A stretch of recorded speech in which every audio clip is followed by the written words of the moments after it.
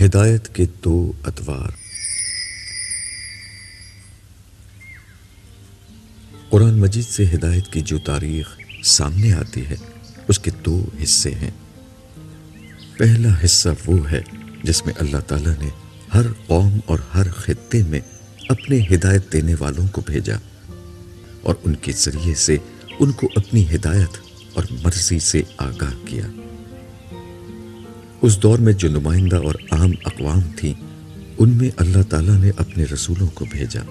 ان رسولوں کے ذریعے سے اللہ تعالیٰ کا پیغام نہ صرف اس قوم تک پہنچا بلکہ اس قوم کو یہ بتا دیا گیا کہ ان کے کفر کی پاداش میں ہر نافرمان کو چن چن کر مار دیا جائے گا اور صرف ایمان لانے والوں کو بچایا جائے گا۔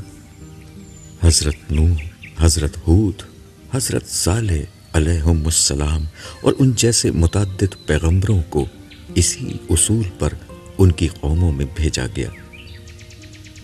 قوم نے جب ان کی بات نہ مانی تو اسے آخرکار ہلاک کر دیا گیا۔ گنتی کے چند لوگ جو ایمان لائے صرف ان کو بچایا گیا۔ تاہم ہر دفعہ یہ ہوتا تھا کہ یہ بچنے والے وقت گزرنے کے ساتھ ساتھ ان ساری گمراہیوں کا شکار ہو جاتے جس کا شکار اگلے لوگ ہوئے تھے۔ چنانچہ پھر ایک نئے رسول کی بعثت ہوتی، پھر اس کا انکار ہوتا، پھر قوم ہلاک کر دی جاتی۔ پوری قوموں کی ہلاکت ظاہر ایک بہت بڑا واقعہ تھا۔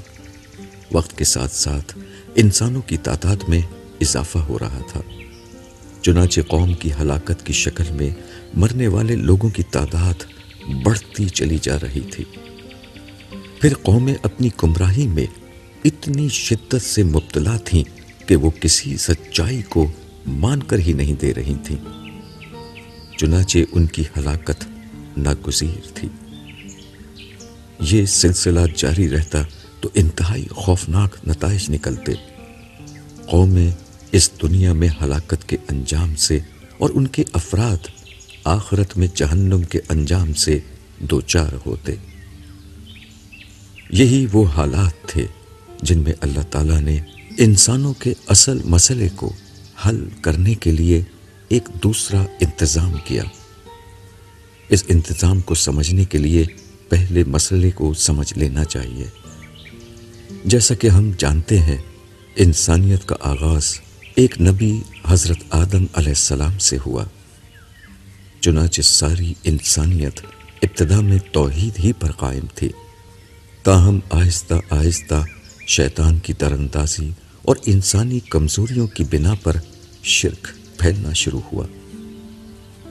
شرک اتنا زیادہ عام ہوا کہ پورا سماج اور پوری ریاستی قوت شرک کی سرپرست بن گئی۔ ایسے میں ایک اللہ پر ایمان لانا، ایک رسول کی بات کو جو بالکل اجنبی تھی قبول کرنا، پورے سماج اس کی اقدار اور سب سے بڑھ کر خود ریاست سے ٹکرانے کے ہم معنی بن گیا۔ پھر یہ کسی ایک علاقے کا معاملہ نہ تھا بلکہ شرک ایک عالمگیر تہذیبی قدر کی شکل اختیار کر گیا تھا۔ چنانچہ رسولوں کی دعوت کے بعد جب ان کی قوم ہلاک کی جاتی اور نئی امت توحید خالص سے اپنا آغاز کرتی، تب بھی عالمی اثرات سے متاثر ہو کر وقت کے ساتھ ساتھ ان میں پھر وہی گمراہیاں پھیل جاتی۔ یہی وہ پس منظر ہے جس میں ہدایت کا دوسرا دور شروع ہوا۔ اس دور میں پہلے یہود اور پھر عربوں کی شکل میں توحید کی بنیاد پر ایک پورا معاشرہ قائم کیا گیا۔ ان کے ذریعے سے دوسری اقوام تک توحید کا پیغام پہنچتا۔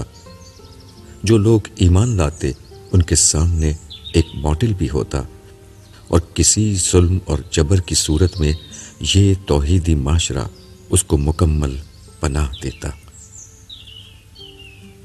اس دور میں انبیاء اور رسل کی عالمی بعثت کم ہوتی گئی۔ جو نبی آتے وہ بھی زیادہ تر اسی توحیدی معاشرے کی اصلاح کے لیے آتے، یہاں تک کہ آخری نبی کے ساتھ رسالت اور نبوت کا سلسلہ ختم ہو گیا۔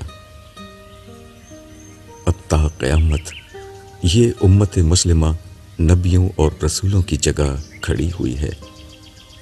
یہ ان کی ذمہ داری ہے کہ خود بھی اللہ کی اطاعت پر قائم رہیں اور دنیا کو بھی اس کی طرف بلاتے رہیں۔ اسی میں ان کی ساری عزت اور ذلت کا راز پوشیدہ ہے۔ ابو یحییٰ